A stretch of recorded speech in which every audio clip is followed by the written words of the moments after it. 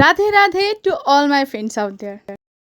আমাদের বেলেঘাটের এখানে বেশ কিছুদিন হলো রাসমেলা চলছে। আজকে আমি সেই রাসমেলায় গেছিলাম, ইভেন অনেকগুলো কানের কিনে এনেছি আর তার সাথে একটা কিউট দেখতে ক্লিপ কিনে এনেছি। চলো এই ক্লিপটা দিয়ে স্টার্ট করা যাক। ক্লিপটা দেখো, কিউট না?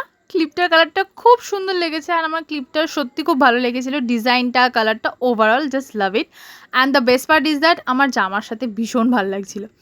না এবার চলো আমার কানের কালেকশনটা দেখানো যাক। ফার্স্ট হচ্ছে এই কানেরটা একটা ছোট্ট হার্ট শেপের মধ্যে ছিল, ভেতরে একটা কিছু কালারিং মেবি বল ছিল, I don't know what is it, but দেখতে খুব খুব খুব কিউট লাগছিল।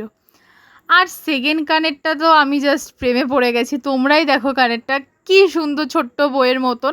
ইভেন ওখানে ছোট ডিজাইনের মধ্যে অনেক রকম ভ্যারাইটির কানের ছিল, তো তার মধ্যে আমার এই কানেরগুলো খুব পছন্দ হয়েছে। আর এই কানেরটা হচ্ছে কি, আমি এর আগের দিনকারও মেলায় গেছিলাম, তখন এই কানেরটা দেখেছি।